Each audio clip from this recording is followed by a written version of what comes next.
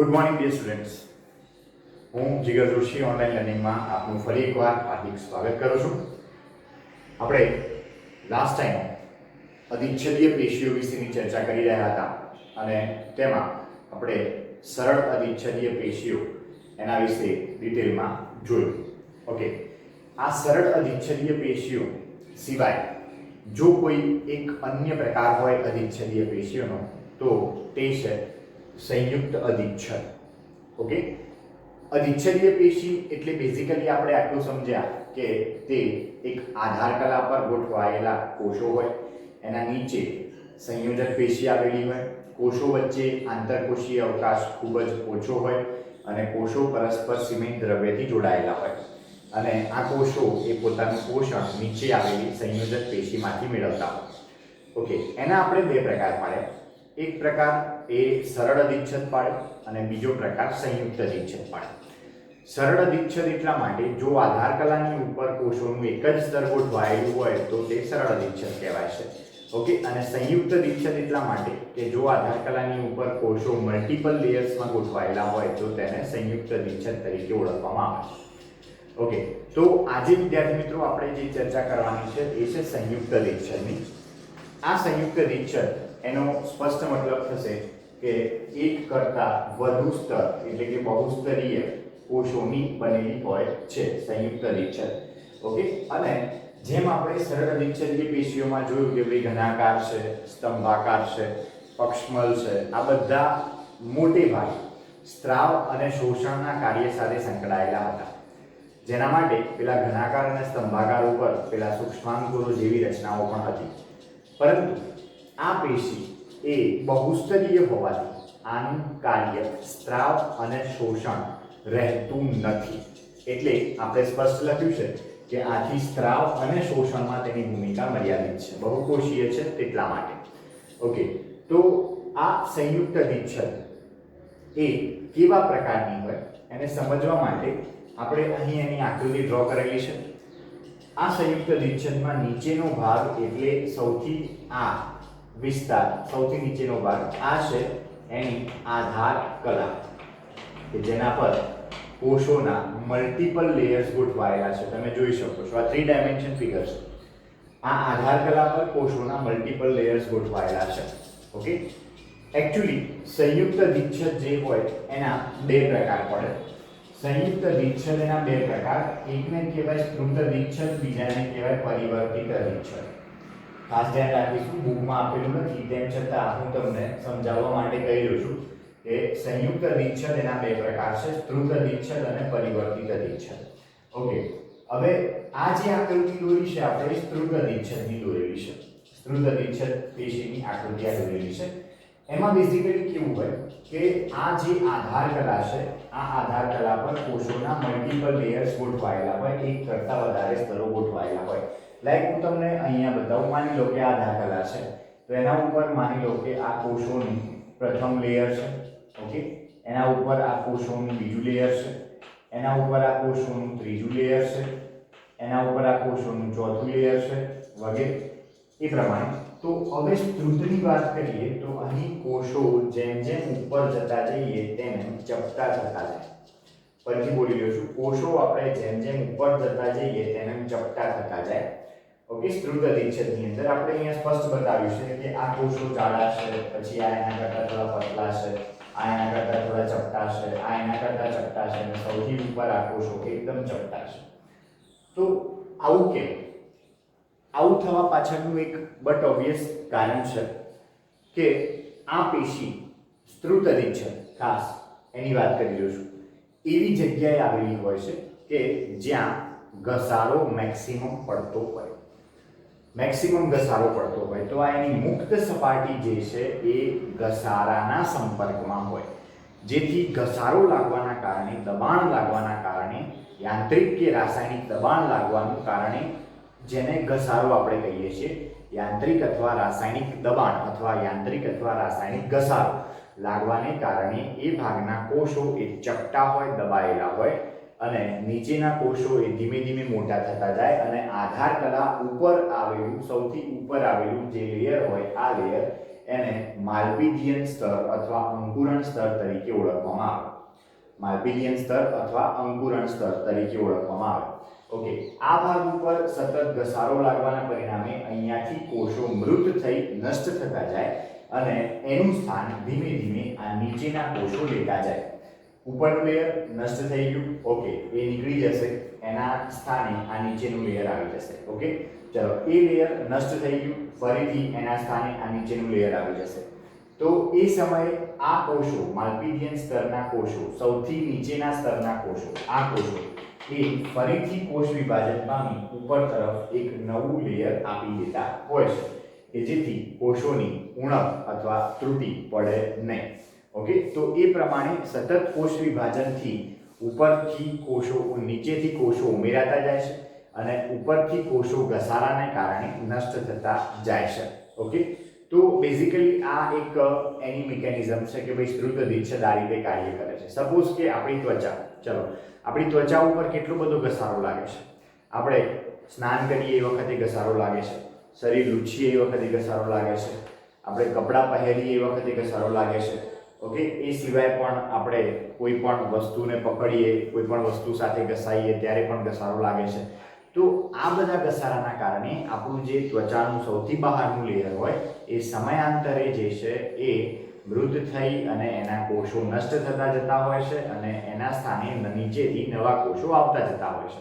Okay, તો basically મુખ ગુહાની વાત કરીએ તો મુખ ગુહાની અંદર પણ મેક્સિમમ ઘસારો લાગતો હોય છે. આપણે ખોરાક ચાવીએ છીએ, બોલીએ છીએ એ વખતે ઘસારો લાગતો હોય છે. તો એ કોષો નષ્ટ થઈ જાય, નવા કોષો આવતા રહેશે, નીચેથી નવા કોષો ઉમેરાતા રહેશે. ઓકે, બીજું સ્ત્રીઓની અંદર યોનિ માર્ગનો ભાગ, યોનિ માર્ગના ભાગમાં પણ ઘસારો મેક્સિમમ લાગતો હોય છે. સેક્સ્યુઅલ ઇન્ટરકોર્સ એટલે કે જાતીય સમાગમ દરમિયાન.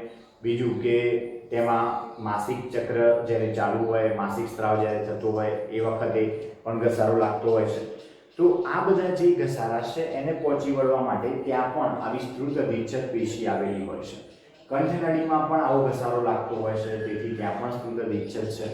ઇન શોર્ટ, કહેવાનો મતલબ અહીંયા એ છે કે શરીરના જે ભાગોમાં સૌથી વધુ ઘસારો લાગતો હોય એવા ભાગોમાં સ્ત્રુતઅધિચ્છદ પેશી આવેલી હોય છે કે જેમાં ઉપરનું સ્તર સમયાંતરે નષ્ટ થઈ જતું હોય છે અને તેનું સ્થાન નીચેનું સ્તર લઈ લેતું હોય છે અને સૌથી નીચેનું સ્તર કોષ વિભાજન પામી સતત નવા કોષો બનાવતું રહેતું હોય છે.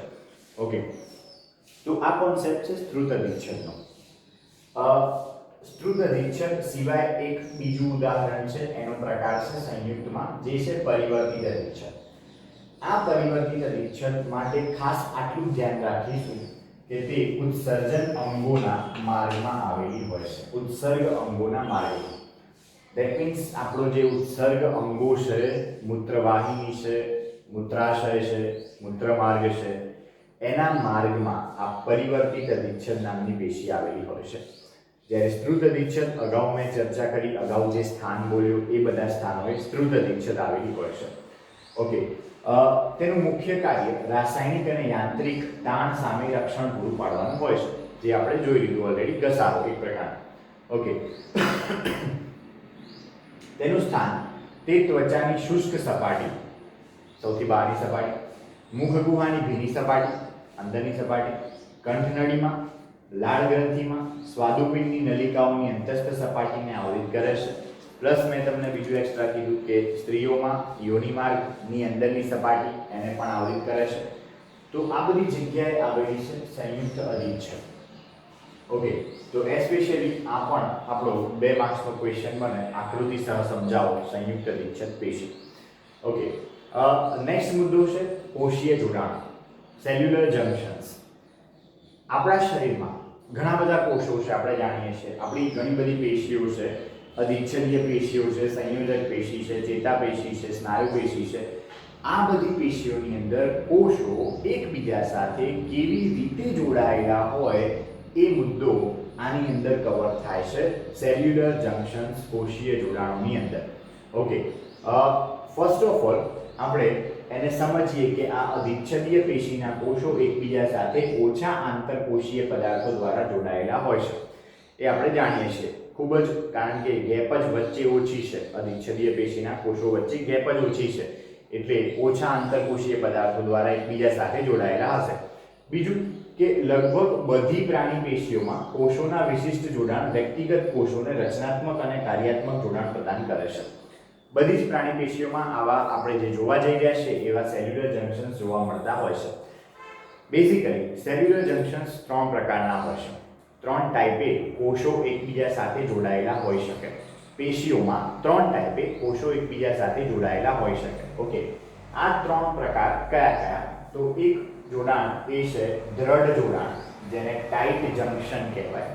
બીજું અભિલગ્ન જોડાણ, જેને એડહેરિંગ જંક્શન કહેવાય. અને ત્રીજું અવકાશીય જોડાણ, જેને ગેપ જંક્શન કહેવાય. ફરીથી નામ બોલી દઉં છું વિદ્યાર્થી મિત્રો. દ્રઢ જોડાણ, જેને ટાઇટ જંક્શન કહેવાશે. અભિલગ્ન જોડાણ, જેને એડહેરિંગ જંક્શન કહેવાશે. અને અવકાશીય જોડાણ, જેને ગેપ જંક્શન તરીકે ઓળખવામાં આવશે. ઓકે, આ 3 જોડાણ કેવા પ્રકારના હોય એને સમજવા પ્રયત્ન કરીએ. પહેલું, દ્રઢ જોડાણ એ પદાર્થોને પેશીની બહાર નીકળતા અટકાવે છે. એટલે કોષો અહીંયા બિલકુલ એકબીજાને અડોઅડ ગોઠવાયેલા હોય કે જેથી કોઈ પણ પદાર્થ, કોઈ પણ સ્ત્રાવ એ કોષની બહાર જઈ શકે નહીં. લાઈક માની લો કે આ 2 કોષ છે, તો એમાં ઉપરની તરફ અહીંયા મેં જે બતાવ્યું છે એ જોડાણ એને દ્રઢ જોડાણ કહેવાય છે, જ્યાં કોષો એક ફ્યુઝન પામેલા છે એકબીજાના. કોષરસ પટલ બહુ નજીક છે અને એ ચોક્કસ પ્રોટીન સ્ટ્રેન્ડ દ્વારા એકબીજા સાથે ચોટેલા હોય છે કે જેથી એ એક પ્રકારનું ટાઇટ જંક્શન બનાવશે, દ્રઢ જંક્શન બનાવશે, દ્રઢ જોડાણ બનાવશે કે જેથી આ કોષમાંનું પ્રવાહી આ કોષમાં ન જઈ શકે, આ કોષમાંનું પ્રવાહી આ કોષમાં ન જઈ શકે. ઓકે, બીજા નંબર પર છે અભિલગ્ન જોડાણ. અભિલગ્ન જોડાણ એ પાસેના કોષોને એકબીજાથી જોડવાનું કામ કરે છે. આ કોષ અને આ કોષ અને એકબીજાથી જોડવાનું કામ કર્યું આ અભિલગ્ન જોડાણ એ આના કરતા પ્રમાણમાં નબળું છે. આના કરતા પ્રમાણમાં નબળું જોડાણ છે આ. ઓકે, અને આ જોડાણ એ પણ થોડા ઘણા અંશે દ્રવ્યોની આપલે કદાચ કરી શકે, થોડા ઘણા અંશે. ઓકે, અને આ બધા જે છે ડેસ્મોસોમ્સ તરીકે ઓળખાય, કોષરસીય તંતુઓ જે 2 કોષને જોડવાનું કામ કરતા હોય. અને ત્રીજું છે અવકાશી જોડાણ.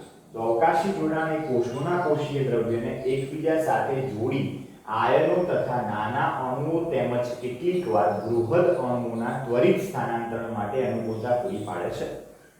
તો નીચે આ જે જોડાણ બતાવ્યું એ છે અવકાશીય જોડાણ. અને વિદ્યાર્થી મિત્રો, આ અવકાશીય જોડાણ એટલે 2 કોષો વચ્ચેનો પુલ, તમે એવું કહી શકો કે જેના કારણે એક કોષમાંથી બીજા કોષમાં આયનો, નાના અણુઓ તેમજ કેટલીકવાર બૃહદ અણુઓ એટલે કે મોટા અણુઓ એનું ત્વરિત સ્થાનાંતરણ થઈ શકે. ત્વરિત એક કોષમાંથી તે બીજા કોષમાં જઈ શકે તેના માટે આ ગેપ જંક્શન આવેલું હોય છે. અવકાશીય જોડાણ તેના માટે આવેલું હોય છે.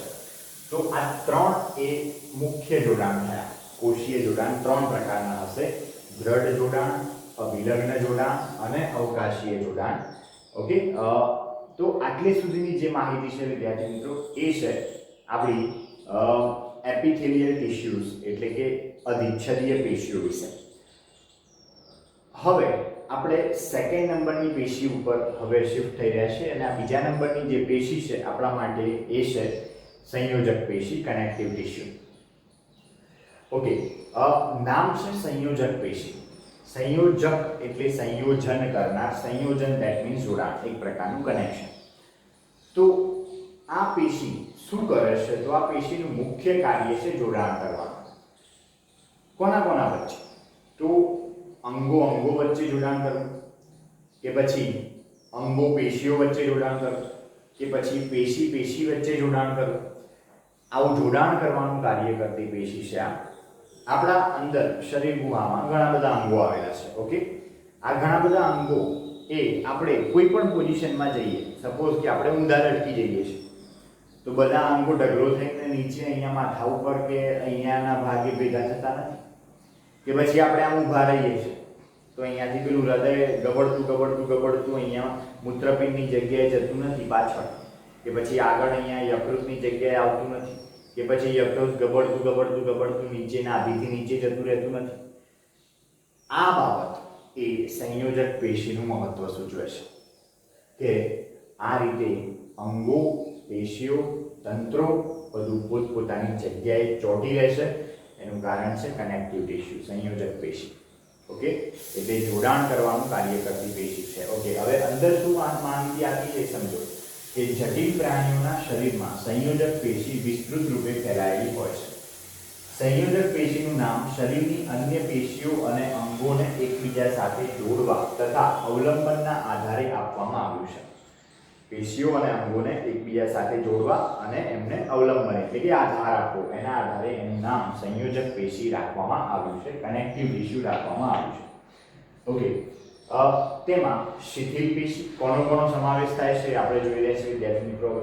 શિથિલ પેશી, કાસ્થિ, અસ્થિ, મેદપૂર્ણ પેશી અને રુધિર, આટલી બાબતોનો તેની અંદર સમાવેશ થાય છે, જેના દરેક વિશે આપણે ડિટેલમાં સમજવાનું છે. ફરી એકવાર, તેની અંદર શિથિલ સંયોજક પેશી, કાસ્થિ, અસ્થિ, મેદપૂર્ણ પેશી અને રુધિર, આટલી પેશીઓનો એની અંદર સમાવેશ થશે.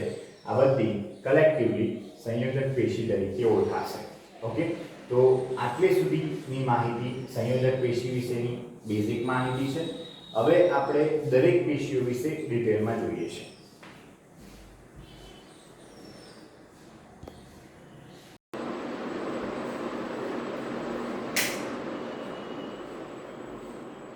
ઓકે વિદ્યાર્થી મિત્રો, હવે આપણે આગળ સંયોજક પેશીની અંદર સમજવા માંગીએ છીએ અને એમાં સૌપ્રથમ એક વિધાન અહીંયા આપણે લખ્યું છે કે રુધિર સિવાય બધી જ સંયોજક પેશીના કોષો રચનાત્મક પ્રોટીનના તંતુ સ્ત્રવિત કરતા હોય છે.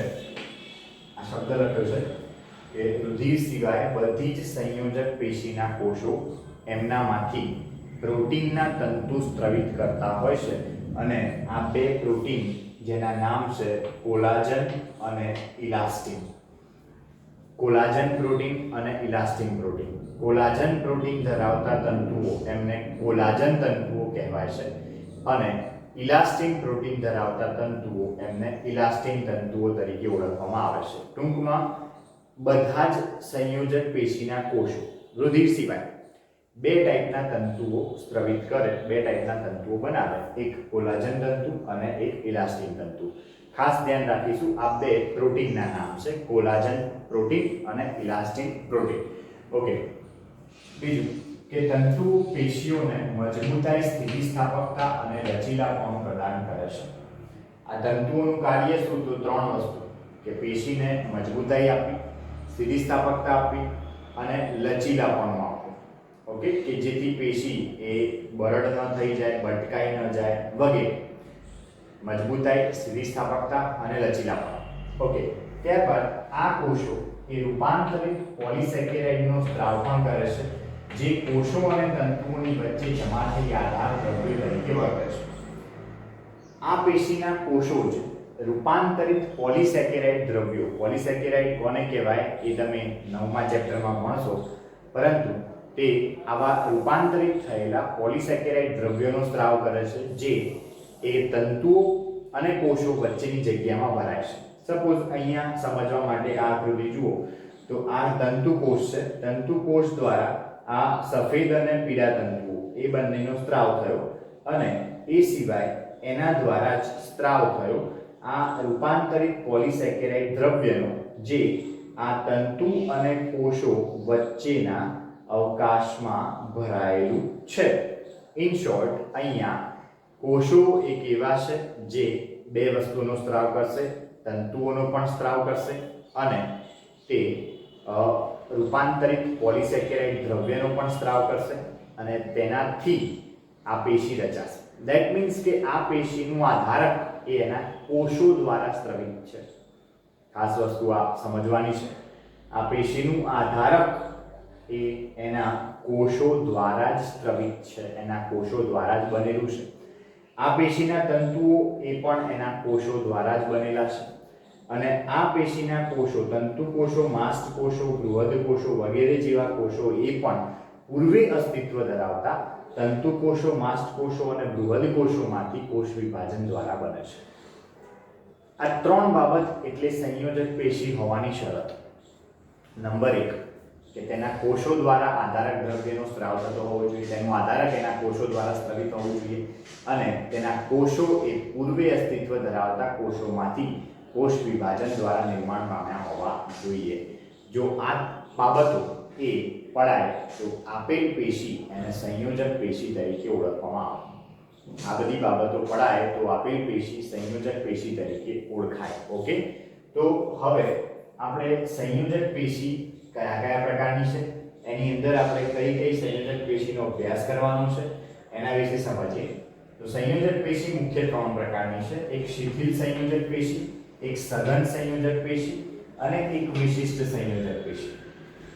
શિથિલ સંયોજક, સઘન સંયોજક અને વિશિષ્ટ સંયોજક. ઓકે, શિથિલ સંયોજક પેશીમાં ઉદાહરણ આવે છે તંતુઘટક પેશી. સઘન સંયોજક પેશીમાં ઉદાહરણ આવે છે કાસ્થિ, અસ્થિ, કાસ્થિબંધ, અસ્થિબંધ. આમાં તંતુઘટક પેશી પણ લઈ શકાય અને મેદપૂર્ણ પેશી પણ લઈ શકાય. બંને શિથિલ સંયોજક પેશીના ઉદાહરણો છે. સઘનમાં કાસ્થિ, અસ્થિ, કાસ્થિબંધ, અસ્થિબંધ આવા 4 ઉદાહરણો સઘનમાં આવે છે અને વિશિષ્ટ સંયોજક પેશીમાં રુધિર ઉદાહરણ આવે છે.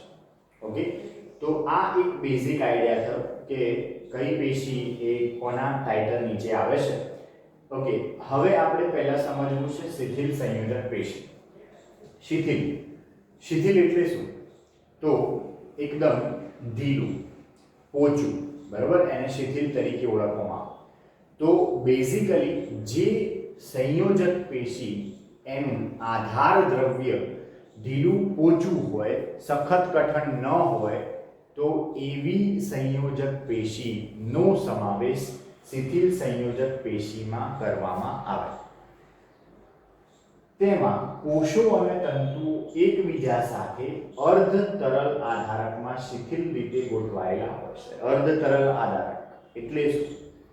તો એવું ફ્લુઇડ જે પૂરેપૂરું ઘન પણ નથી, પૂરેપૂરું લિક્વિડ પણ નથી.